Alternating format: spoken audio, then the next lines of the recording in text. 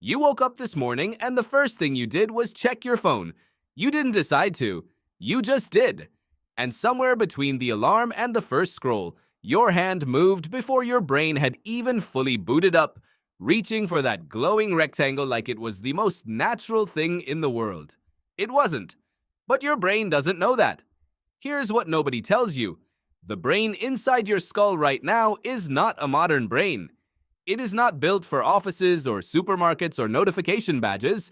It is a cave brain, a survival machine carved by millions of years of a world that no longer exists, running ancient software in a world it was never designed for. And that gap, the distance between what your brain was built for and what your life actually looks like today, explains almost everything strange about being human. Why you can't focus, why you crave sugar, why you feel anxious in crowds but lonely in empty rooms, why you check your phone 47 times before noon. None of it is weakness, all of it is ancient. The human brain you carry is roughly the same brain your ancestors had 200,000 years ago. Anthropologist John Shea at Stony Brook University has spent decades studying early Homo sapiens behavior, and what he found surprises most people. Those early humans were not primitive. Their brains were indistinguishable from yours. Same size, same wiring, same capacity for language, art, memory, and abstract thought. If you dropped one of them into a modern classroom at age 5, they would graduate. The brain didn't change. The world did.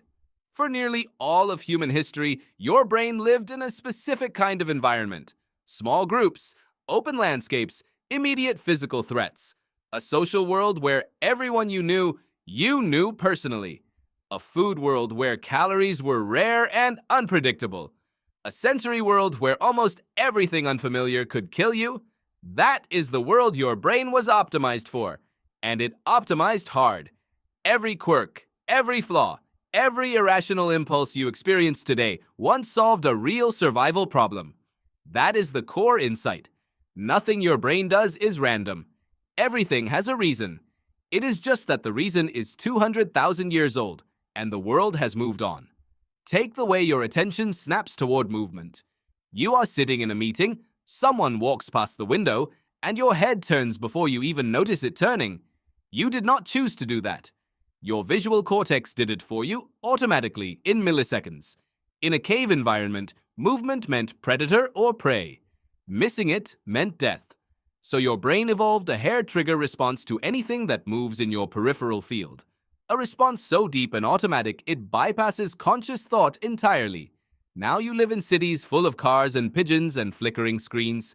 Every notification animation, every autoplay video thumbnail, every scrolling feed was designed by people who understood, whether consciously or not, that your cave brain cannot ignore movement. They built the modern world to exploit the same circuit that kept your ancestor alive on the savannah. You don't scroll because you are weak.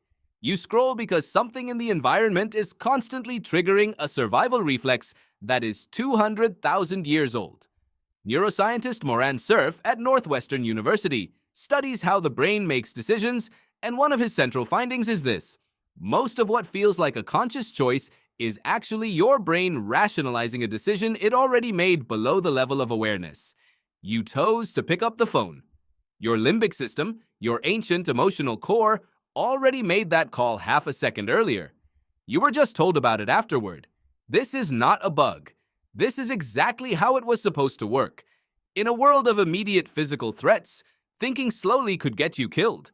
Reacting fast, based on emotional cues and environmental triggers, kept you alive. Speed was survival. The brain rewarded rapid instinctive responses and wired those pathways deep.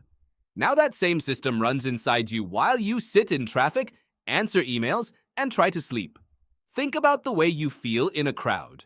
There is a specific kind of low-grade tension that comes over you in a busy public space, a train station, an airport, a crowded street.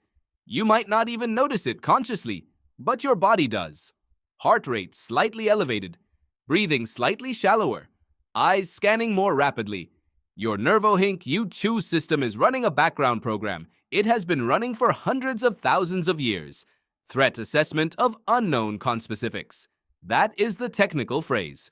What it means in plain English is Your brain is quietly, constantly evaluating every stranger around you as a potential danger. Because for most of human history, a stranger was dangerous.